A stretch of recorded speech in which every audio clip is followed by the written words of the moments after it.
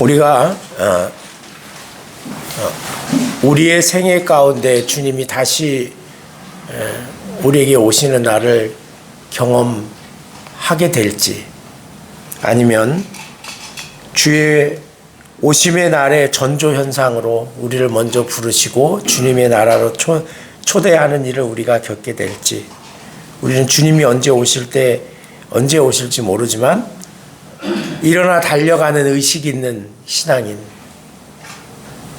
세상 사람들의 다수의 의견과 문화와 경향 속에서 모두가 다 편안하고 넓은 길을 택할 때에 진리의 길을 택할 수 있는 양심 있는 신앙인, 그리고 온 땅에 인간의 교만과 죄가 덮어지고 이 세상에 죄가 하나님이 세상을 지으신 것을 탄식할 만큼 죄가 물결처럼 파도처럼 밀려올 때에도 일어나서 노래할 수 있는 용기, 이것이 어느 때보다도 더 절실하게 필요하고, 또 그리고 우리가 마지막까지 놓지 말아야 되는, 세상 말로 하면 정신줄이 아닌가 생각해 봅니다. 이 찬송을 드리면서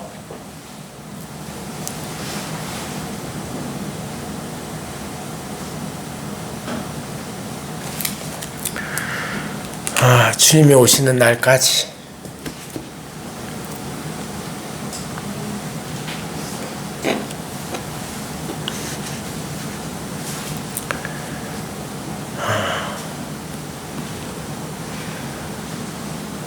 그렇게 또렷하게 신앙을 고백하며 살 수 있었으면 참 좋겠다.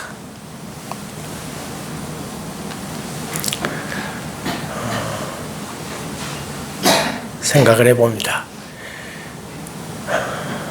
바울이 한 번도 가보지 못했던 로마에 있는 성도들에게 편지를 쓰면서 우리 한국 교회처럼 자생적으로 오순절 때 왔다 간 성도들을 중심이 되었는지, 아니면 또 아름아름 알게 되어진 그런 예수가 그리스도라고 하는 복음의 사실을 믿게 되고 경험하고 살아가는, 어찌 보면 이때는 AD 한 60년쯤이라고 판단되어지는데 로마가 막 쇠퇴해가는, 사치와 향락과 인간의 욕망을 추구하는 것이 최고의 가치고, 그리고 그것이 행복의 최고의 정점이라고 생각했던, 자신의 몸을 위해서 사는 것만도 부족하다고 시간이 부족할 만큼 하루를 쪼개서 자신을 위해서 살아가는 것에 모든 사람들의 가치를 두고 있었던 그때에 주님을 막 영접하고 누구도 인정하지 않고 이방의 그 변방의 작은 유다라고 하는, 유대 땅이라고 하는 곳에서 일어났던 그 십자가에 못 박힌 흉악범을 쫓아가는 그 성도들의 삶을 통해서 세상 사람들이 뭐라고 얘기를 하냐면, 그 짧은 시간 안에 8절 말씀에 보면 너희 믿음이 온 세상에 전파됨이라. 너희 믿음이 온 세상에 전파됨이라. 이것은 단지 이 사람들이 신앙을 갖고 있었다라고 하는 사실, 팩트를 전하는 게 아니고, 너희의 믿음이 온 세상에 전파되었다는 것은, 그거는 그 사람들의 삶에 대한 동경이에요. 로마의 시민들이 봤을 때 사치와 향락과 인간의 현세적인 삶의 모든 목표를 맞추고 경쟁하듯이 이 세상의 문화 속에 파묻혀 사는 그들의 삶과는 구별되어진, 그래서 그들의 믿음이 온 세상에 전파되었다는 것은 그들을 칭찬했다는 거예요. 그 짧은 시간에. 이런 배경 속에서 바울은 이 편지를 쓰고 있습니다. 조목조목. 가보지는 않았고, 앞으로 우리가 알고 있는 것처럼 그는 죄수의 몸으로 로마를 방문하게 되지만 그곳에 있는 복음을 아름아름 전해 듣고 특별한 지도자도 없이 그렇게 교회를 만들어서 예수 그리스도를 주로 모시고 살아가는 그들의 삶의 변화된 모습이 세상 사람들에게 전파되었다는 것은 부정적으로 전파된 게 아니고 긍정적으로 전파되는 것입니다. 요즘 한국 교회에 보면 너나 할 것 없이 위대한 큰 지도자라는 말 자체가 우습습니다만 세상 사람들의 판단에 의해서 대형 교회를 이루고 있는 그런 지도자들, 그런 교회에 다니는 사람들, 또 작은 교회에 다니는 사람들, 그리스도인들, 과연 세상적으로 예수 그리스도를 믿는 믿음을 가진 사람들의 아름다운 칭찬의 전파의 소식이 있을까 하는 그런 생각을 해봅니다. 오후에 저희들이 함께 보게 될 독서토론 75년인가 된, 그런데도 아직도 읽혀지고 있는 책, 그 마지막 대목이 너무 마음이 아프더라고요. 동물들을 해방시키고 동물들을 자유롭게 살게 하겠다라는 캐치프레이즈 아래 인간을 내쫓고 동물 농장을 만들었던 그 지도자 그룹, 돼지들. 나중에는 자신들이 쫓아냈던 인간들을 불러들여서 술을 먹고 포카판을 벌리면서 싸움을 벌이는데 마지막 대목이 누가 인간인지, 누가 돼지인지, 누가 이 세상에서 믿는 사람인지, 누가 안 믿는 사람인지, 누가 교회 다니는 사람인지, 누가 교회 안 다니는 사람인지, 구별이 없는 세상 속에 그렇게 묻혀서 사는 게 당연하다는 듯이, 아무렇지도 않다는 듯이 살아가는 우리의 이 루틴한, 젖어 들어가는 이러한 신앙생활이 무슨 의미가 있을까? 다시 한번 주님의 오실 날을, 우리들의 삶의 종말이 반드시 찾아옴을, 요즘에는 더더욱 하루하루를 보내고 살아간다는 것이 너무나도 소중하고 너무나도 가치 있고, 그리고 너무나도 아직까지도 주님 앞에서 감당하고 해야 될 일들이 너무 많다는 생각 속에 밤잠을 설칠 때가 참 많습니다. 이렇게 누가 믿는 사람인지, 누가 안 믿는 사람인지, 누가 돼지인지, 누가 사람인지, 무엇이 목적인지, 무엇이 수단인지를 잊어버리고 수단이 목적이 되고 목적이 수단처럼 여겨지는 신앙생활을 하고 있는 건 아닌지,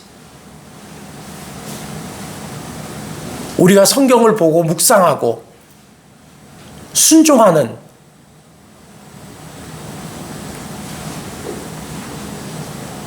(70일) 동안 이사야서를 한번 묵상합시다. 그래서 우리가 회복되기를 원합니다.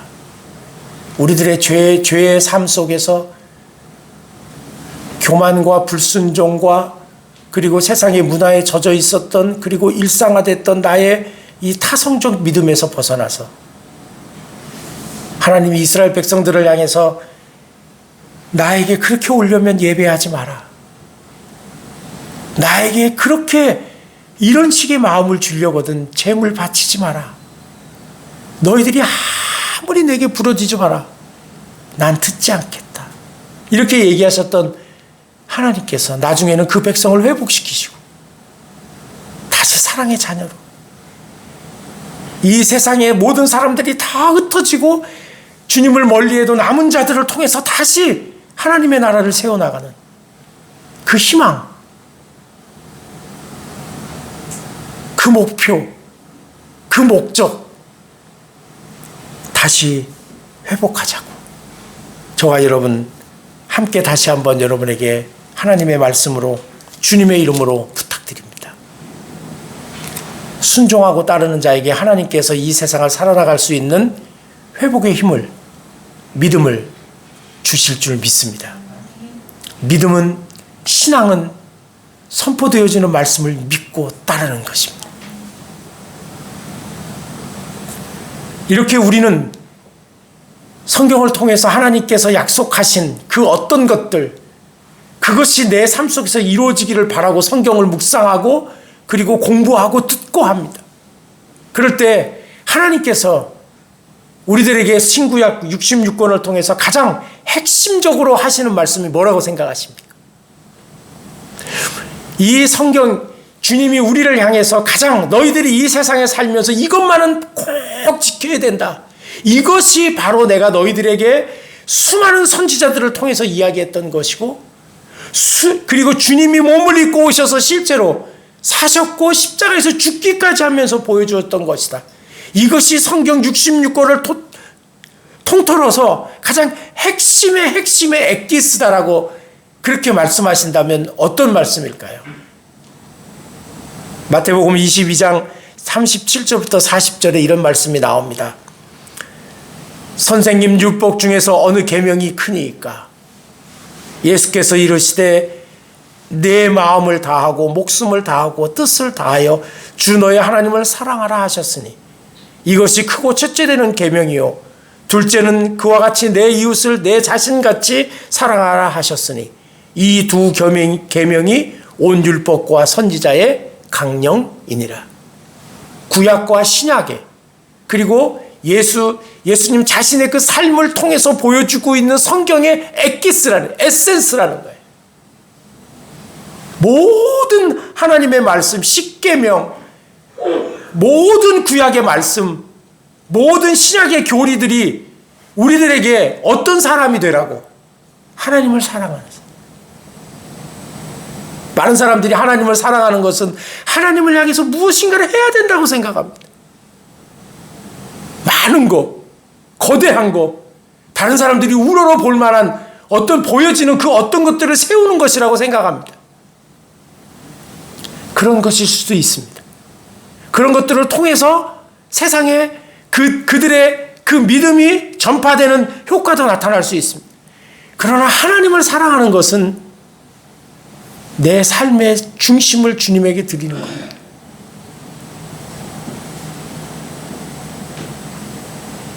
내 정신의 모든 바라보는 그 초점을 그에게 맞추는 겁니다. 주님, 예수 그리스도라고 하는 그 렌즈를 통해서 세상을 바라보는 초점을 갖게 되는 것입니다. 이 세상이 아무리 변화되어도 이 세상에 그 어떤 문화와 어떤 풍조가 있어도 하나님의 말씀으로 예수 그리스도로 세상을 보는 것입니다. 그 중심을 드리는 겁니다. 그래서 이 세상 사람들이 보는 관점이 아닌 하나님의 관점으로 세상을 보고 하나님의 관점으로 나를 보는 겁니다. 이게 하나님 사랑입니다.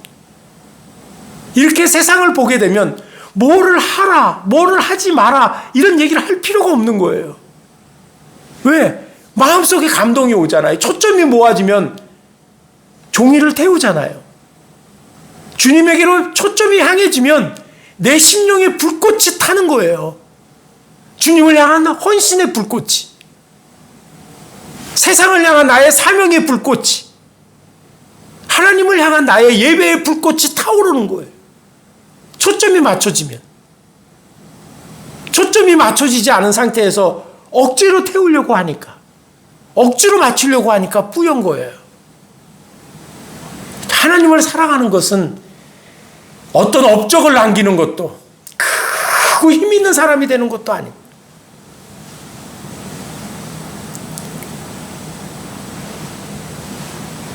오후에 읽어야 될 책들을 얼마나 읽으셨는지 모르겠지만 저는 아주 오래전에 읽었다가 거의 다 잊어먹고 또 한 번 읽었는데, 제가 이 책을 선택한 것은 그 책이 처음에 나왔을 때 오리지널 표지예요. 그 표지를 그대로 만든 거예요. 그냥 가지고만 있어도 괜찮은 가치 있는 책. 요즘에는 뭐 책을 거의 안 보는 시대니까 관심이 없겠지만 그 책, 사람은요 어떤 자리에 올라가면 지금 우리들이 그 지도자들을 보면서 그랬잖아요. 내가 대통령이라면 저렇게 안 할 거다. 아니에요. 똑같아요. 그게 사람이에요. 그게. 많은 사람들은 나는 안 그럴 거라고 생각해요. 그런데 마지막에 그렇게 보이잖아요. 그렇게 돼 가잖아요. 그게 인간이에요. 왜 명작이고 왜 고전이겠습니까? 인간의 본성의 문제를 정확하게 꿰뚫고 있기 때문에 그렇습니다. 누구도 부인할 수 없는 인간의 본성을 건드리고 있기 때문에 그런 거예요. 그게 우리예요. 여기까지 가면 더 잘할 수 있을 것이다. 내가 이 학교를 졸업하면 더 잘할 수 있을 것이다. 인간은 결코 그런 존재가 아니에요. 저 역시도 마찬가지인 것 같더라고요. 이렇게 목적과 수단이 뒤바뀌어 버리고 믿는 것과 안 믿는 것의 구별이 없어져 버린 세상 속에서 하나님을 사랑하고 내 이웃을 내 몸처럼 사랑한다. 내 이웃을 내 자신처럼 사랑하는 것, 이것이 성경을 보고 듣고 설교를 듣고 배우고 우리가 하나님 앞에 기도하면서 추구해야 되는 우리들의 본성이에요. 회복돼야 되는 본성이라고요. 하나님께로 초점을 맞추고 그 맞췄던 초점을 내 옆에 있는 사람들에게 초점을 맞추는 거예요. 동일한 시선으로. 하나님을 사랑한다고 하면서 사람을 사랑하지 않는 것도 신앙이 아니며, 사람들을 사랑한다고 하면서 하나님에게 내 중심을 들이지 않는 것도 신앙이 아닙니다. 반쪽이 아닙니다. 신앙이 아닙니다. 신앙은 바로 깨달으면 바로 행동하는 것입니다. 그게 진정한 신앙입니다. 깨달았으면 행동하는 것입니다. 충격받았으면 고치는 것입니다. 지적받았으면 회개하는 것입니다. 하나님의 말씀이 내 심장을 두드리면 문을 여는 겁니다. 다음에 열게요. 이게 되면 할게요. 이게 아니라 깨달으면 행동하는 것입니다. 이렇게 하나님을 사랑하는 것, 하나님께 중심을 맞추는 거라고 그랬습니다. 내 이웃을 내 이웃을 내 자신의 몸처럼 사랑한다는 건 도대체 뭘까요? 어찌 보면 매우 추상적이고 그게 가능할까라고 하는 생각이지만 한번 생각해 보십시다. 오늘 8절 말씀에 보면 바울은 뭐라고 얘기합니까? 로마에 있는 이 교인들을 보면서 너희 모든 사람에 관하여 내 하나님께 감사함은 너희 믿음이 온 세상에 전파됩니다. 그 사람들이 칭찬받고 세상 사람들에게 인정받고 저 사람들의 저게 진정한 신앙이야. 저 사람들이 살아가는 게, 저 사람의 그 생활의 방식이 나하고는 다르지만 저들을 보면 나는 저들을 비난할 수 없어. 왜? 자신은 본성대로 사는데, 자기는 본능에 따라 움직이는데 그들은 본능에 따라 사는 게 아니고 주님을 따라 사는 거예요. 그 모습을 보면서 그들을 칭찬하는 거예요. 전파되었다는 것은 긍정적인 영향 속에서 그들을 칭찬했다는 이야기입니다. 그 칭찬받는 교인들을 향하여 바울은 무슨 마음을 갖는 거예요? 감사하는 거예요. 감사. 저도 이 말씀을 선포하지만 절대 그러지 못하는 것 같아요. 어떨 때는 냉철한 팩트의 전달이라고 하는 구실로, 어떨 때는 나에게 껄쩍지근하게 남겨져 있었던 그 과거의 어떤 기억 때문에 어떤 사람에 대한 이야기를 할 때 그 사람이 잘 되는 것에 대해서 속이 상할 때가 참 많더라고요. 특히 자녀들을 키우면서 우리들은 그런 경험들을 합니다. 너는 누구보다도 못하냐? 요즘에는 그런 얘기하는 사람이 좀 많이 없어요. 이제 수준이 좀 올라가서 다른 방식으로 텐션 주는 거죠. 다른 방식으로.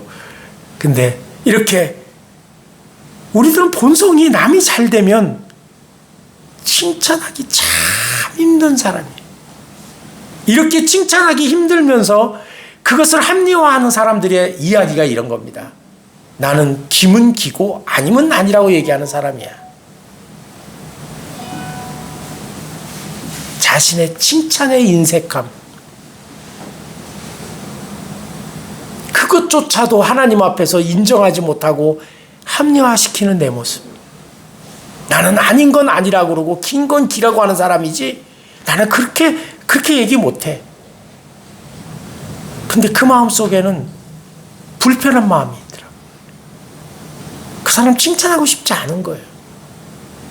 남을 그렇게 칭찬해주고 싶지 않은 거예요. 남을 칭찬해주는 거. 남이 칭찬받는 것을 같이 기뻐해주는 것. 이게 사랑이에요. 내 옆에 있는 나하고 가장 친한 집사님의 아들이 그 자녀가 좋은 학교를 가든 좋은 직장을 갔을 때 진짜 기뻐해 줄 수 있는, 이거 쉽지 않아요. 말로는 그렇게 하면서 뒤에서 하면 다행인데 앞에서 꼭 그런 얘기 하잖아요. 근데 그 학교 그런 문제 있던데, 거기 직장에도 이런 문제 있던데 그거 안 하면 안 되나? 꼭 그렇게 한 번씩 후춧가루를 콱 쳐야지. 그게 우리더라고요. 그런가 하면 9절에서 내가 그의 아들의 복음 안에서 내 심령으로 섬기는 하나님이 나의 증인이 되시거늘 항상 내 기도에 쉬지 않고 너희를 말하며. 항상 기도한다. 이 말은요, 밤낮으로 기도한다는 거예요. 근데 우리는요, 다른 사람들 무슨 얘기 있으면 우리 아마 문자에도 그런 거 뭐 얘기할 거예요. 기도할게 했어요? 얼마나?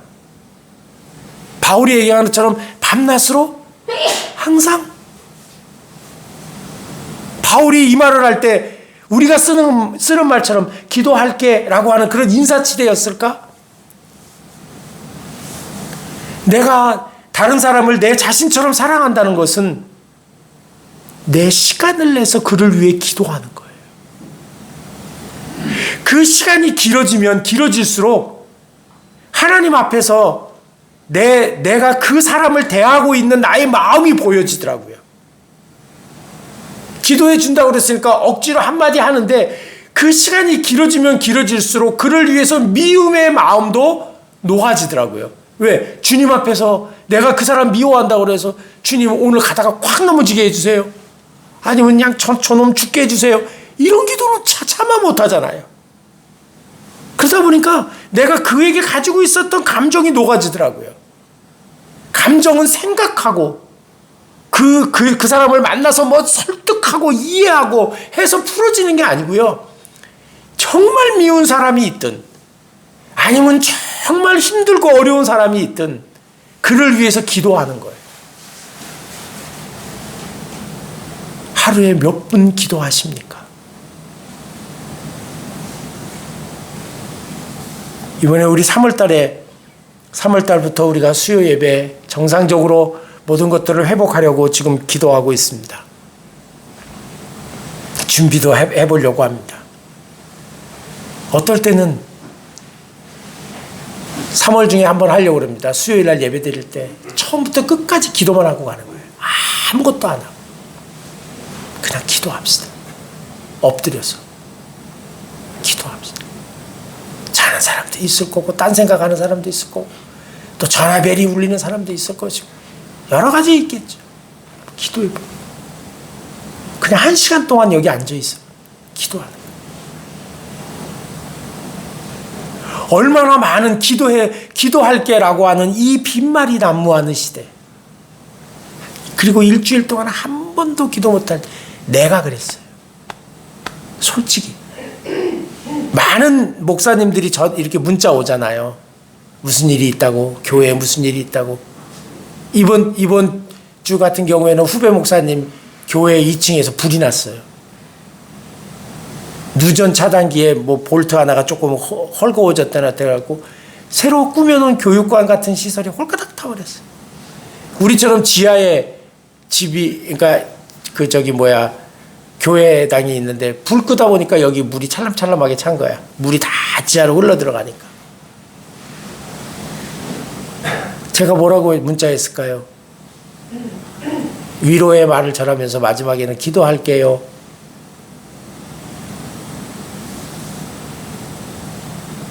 솔직히 딱 2번 기도했어요.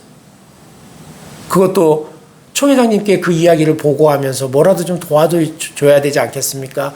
전화 끊고 나서 잠깐, 하나님 얼마나 힘들겠습니까? 우리 교회도 좀 도와야 될 것 같습니다. 우리 교회도 지하잖아, 똑같이.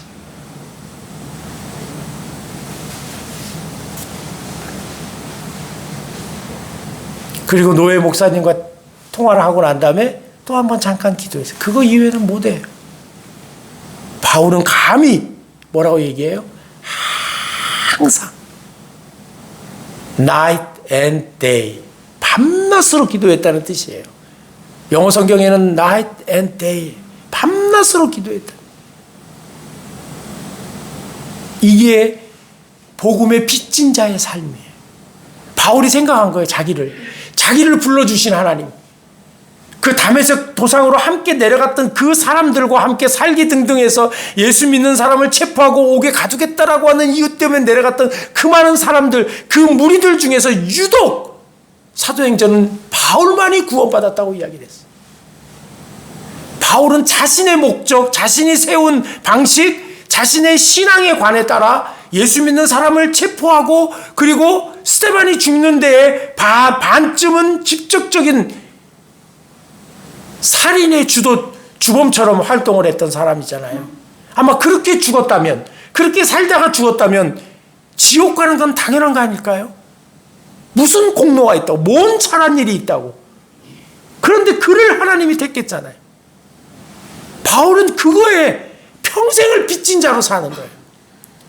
우리는 세상 사람들이 내가 무슨 빚이 있어, 내가 왜 저 사람을 저렇게 해야 돼, 이런 마음을 가지고 기브 앤 테이크, 내가 받은 게 있어야지 내가 다른 사람한테 줘야 될 의무가 있는 게 아니라고 사는 게 아니고, 바울은 뭐예요? 자기는 주님에게, 그것이 하나님을 사랑하는 자가 다른 사람을 사랑하는 방식의 동일성이에요. 하나님에게 이 사랑에 빚진 것을 생각하고 깨달을 때마다 그게 어디를 향한다는 거예요? 다른 사람에게 향한다는 거예요. 하나님에게 빚진 이 마음이 약해질수록 다른 사람에게 인색해지는 거예요. 다른 사람을 결코 칭찬하지 않아요. 다른 사람을 위해서 조금도 시간을 내 기도하지 않아요. 우리 한번 이래 봅시다. 다른 사람을 위해, 내가 누군가를 위해 기도하겠습니다라고 문자를 보내면 최소 5분은 기도합시다. 한번 실천해 보십시다. 놀라운 기적 같은 역사가 일어날 줄 믿습니다. 내 마음에 그 강박했던 마음이 녹아들고요, 내 심령이 먼저 하나님의 은혜 가운데 촉촉해지는 거예요. 은혜의 단비를. 그런가 하면 10절에서 바울은 이렇게 얘기합니다. 어떻게 하든지 이제 하나님의 뜻 안에서 너희에게로 나아갈 좋은 길 얻기를 구하노라. 너희에게 가기를 원한다는 거예요. 지금 거기로 간다는 것은 바울은 죄수의 신분으로 가는 거예요. 그리고 바울의 입장에서 봤을 때 이 편지를 쓰고 있는 바울, 주님의 마지막 사도로 부르심을 받은 이 바울의 입장에서 볼 때에 로마에 있는 교인들은 초신자예요. 아직 그렇게 성숙하지 못한 성도들이에요. 그런데 끊임없이 그들을 향해서 가겠다고 그러잖아요. 그들을 향해서 가겠다고 그러잖아요. 우리는 보통 사람들을 대할 때 이렇게 얘기합니다. 내 수준으로 맞춰. 진정한 사랑은 그의 수준에, 상대방의 수준에 맞추는 거예요. 예전에 있었던 어떤 광고 카피라이터처럼 아이들을 바라볼 때 서서 이렇게 바라보는 게 아니고 무릎을 꿇고 아이의 눈높이에 맞추는 거예요. 이게 사랑이에요. 대부분의 분쟁과 갈등은 내 수준에 맞춰서 생각하라는 거예요. 저도 그렇더라고요. 몇 년 전에 제가 어떤 분이 저에게 그런 얘기를 했어요. 저 솔직히 그런 면이 있거든요. 학교를 많이 떨어지고 내가 원하는 학교에 가지 못했다라고 하는 것이 어떤 부분에 있어서는 저에게 있어서는 큰 콤플렉스입니다. 그러다 보니까 내 자신이 반대극부적으로 뭐가 생겼냐면 굉장히 엘리트주의적인 성향이 있는 거예요. 머리 나쁜 사람들, 지적이지 않은 사람들을 굉장히 깔보는 경향이 있어요. 개뿔 나는 아무것도 없으면서. 세상적으로 봤을 때 어떤 학벌도 그렇게 뛰어난 학벌이 안 돼. 엘리트주의적이지. 근데 어떤 목사님이, 후배 목사님이 저한테 가볍게 터치하고 가면서 그 말을 하더라고요. 굉장히 엘리트주의자로. 그 말이 다른 말들도 많이 들었는데 그 말이 그렇게 가슴속에 담아서 그 다음부터는 그렇게 하지 않으려고 노력을 해도 평생을 그 젊은 시절에 10대의 그 시절에 가지고 있었던 그 자기 방어적인 기재 능력이 쉽게 없어지지 않아요. 그 수준에 못 맞추는 거죠. 내 수준에 맞추라고. 지금도. 그것은 진정한 사랑이 아닙니다. 11절 말씀에 보면 내가 너희 보기를 간절히 원하는 것은 어떤 신령한 은사를 너희에게 나누어 주어 너희를 견고하게 하려 함이니. 신령한 은사, 영적인 은사 뭐 이런 것으로 해결할 수도 있지만 바울은 로마에 있는 교인들을 만나고 싶어 그 초신자 진짜 지도자가 없이 근근히 그의 신앙의 그 본질을 지켜가려고 갈망하고 배우기를 갈망하는 그들을 향해서 가면서 그들에게 나눠주기를 원하는 거예요. 나눠주기를. 많은 사람들이 저부터도 그렇습니다. 예를 들어서 아까 얘기했던 그렇게 어려운 가운데 있는 분에게, 후배에게, 선배에게 뭐 그런 분들에게 가장 큰 힘이 되고 위로가 되는 거는 가서 얼굴 한번 보고 내가 가지고 있는 그 돈의 액수의 크고 작음이 많을수록 더 좋겠지만 내 형편대로 정성껏 손 한번 잡아주고 오는 그게 어찌 보면 가장 인간다운 따뜻함 아닐까요? 그런데 이놈의 코로나가 이제는 사람의 얼굴을 대면하지 않는 것을 어떤 미안함도 사라지게 해버렸다는 거죠.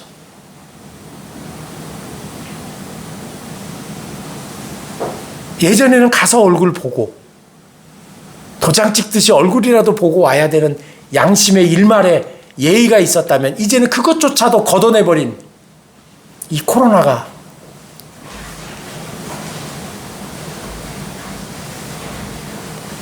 인간을 이렇게 더욱더 강팍하고 그리고 팍팍하게 만드는, 내가 누군가에게 나눈다는 것은 적선이 아닙니다. 내가 가지고 있는 것을 선심 쓰듯 그에게 주는 게 아닙니다. 시간을 내서 가는 것입니다. 그래서 가급적이면 요즘에는 결혼식장에는 못 가도 장례식장에는 가보는 거예요. 힘들고 어려운 상황이 됐을 때 시간을 내서 가는, 20분, 30분밖에 못 있다 올지라도 왕복 2시간, 3시간, 4시간을 걸려서도 가는 거예요. 시간이에요. 나눔에 있어서 가장 중요한 요소 가운데 하나는 시간입니다. 하나님께도 마찬가지입니다. 12절 말씀에 보면 이는 곧 내가 너희 가운데서 너희와 나의 믿음으로 말미암아 피차 안위함을 얻으려 함이라. 이렇게 초신자인 그 로마 교인들에게조차도 바울은 서로 안위하자는 거예요. 이건 뭐예요? 서로 격려하고 서로 힘이 되자는 거예요. 진정한 사랑은 항상 그 사람을 나는 갑과 을, 그리고 나는 좀 더 나은 사람, 이 사람은 좀 더 부족한 사람으로 계속 머물러 있는 게 아니고 그를 내 수준에 맞게끔 향상시켜서 이제는 서로 협력하는 사람, 서로 위로하는 사람이 되는 거예요. 서로 위로해 주게 되는 사람. 내가 누군가를 도왔던 그 사람이 나보다 더 잘되고 더 많이 훌륭해져서 나를 도울 수 있는 사람이 되었을 때 받아들이기가 참 쉽지 않습니다. 그쵸? 내가 너를 도운 사람인데 감히 네가 나를 이렇게 이제 나를 마치 아니 내가 도왔던 사람이 나보다 더 잘돼서 나만큼 되어서 또는 나보다 더 잘되어서 그렇게 동등한 입장이 된다면 그것만큼 더 큰 기쁨이 그리고 사랑이 어디 있겠습니까? 서로 위로하는 수준으로 동등해지는 것. 자녀들을 키워보시면 알잖아요. 어릴 때는 한없이 어린애 같고 꼬맹이 같고 그러는데 지금 이제 우리 권사님들하고 우리 어때요? 훌쩍 커버린 딸내미 보면 친구 같잖아. 어떨 때는 내가 걔를 의지하잖아. 훌쩍 커버린 아들을 보면 이제는 걔가 더 커 보이잖아. 그걸 인정하는 거예요. 그걸 인정하는 거예요. 나는 이번에 어떤 사모님이 얘기하는 얘기를 듣고 깜짝 놀랐습니다. 그렇게 귀한 아들이 군대를 갔는데 엄마한테 요즘에 이제 핸드폰 주니까 엄마한테 전화가 왔대요. 엄마, 나 내일 훈련 나가는데 나갈까 말까. 요즘에는 컨디션 안 좋으면 사고 날까 봐 군대에서 나가지 말고 쉬라 그런대요. 이 당나라 군대인지 백제 군대인지 난 알 수가 없지만 근데 그거를 물어본대요. 엄마 오늘 컨디션이 이런데 갈까 말까. 그랬더니 그 엄마가 그랬대요. 너 컨디션 안 좋으면 나가지 마. 그래서 안 나갔대요.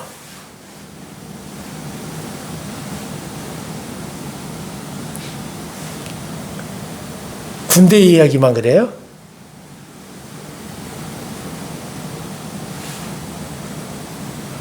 창세기 2장에 보면 남자가 그 부모를 떠나 여자와 연합하여 하나님 앞에서 단독자로 서는 게 그게 진정한 하나님의 창조의 질서예요.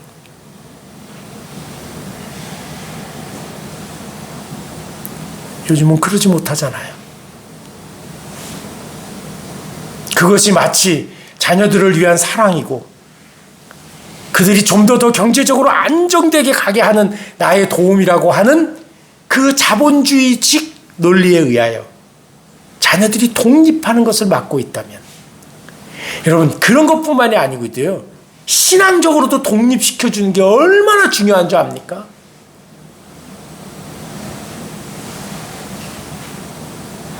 아직도 한번 물어봐야지. 여기 우리 김간의 집은 주일날 아침에 깨워 안 깨워? 안 깨워도 일어나? 깨워? 잠이 너무 깊게 드니까. 저희 집은 중학교 정도 들어가면 아침에 잘 안 깨웠어요. 다 일어나서 가요. 나는 너무 독립적으로 키워서 문제였나 봐.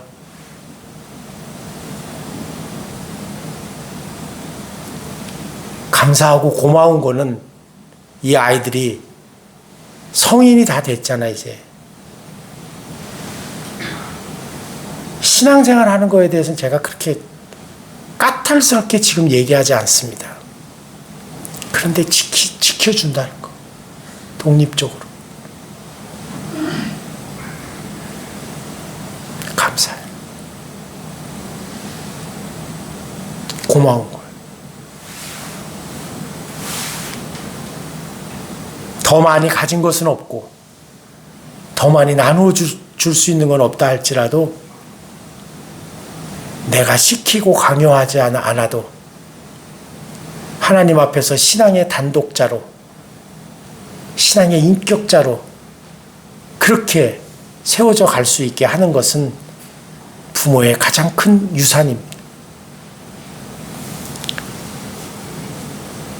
그래서 13절에서 형제들아 내가 여러 번 너희에게 가고자 한 것을 너희가 모르기를 원하지 아니하노니 이는 너희 중에서도 다른 이방인 중에서와 같이 열매를 맺게 하려 함이로다.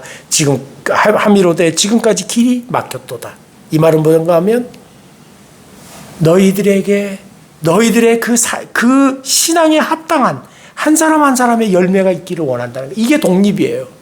독립은 무시하고 내 마음대로 하는 게 아니고 한 사람의 인격체로서 하나님 앞에 설 수 있는 것. 훈련 나갈까 말까? 이 여자랑 결혼할까 말까? 직장에 가서도 그런다며요. 요즘에 자녀들이 늦게 퇴근하면 엄마가 전화한대요. 사장님한테. 왜 애들을 데리고 늦게까지 일하냐고.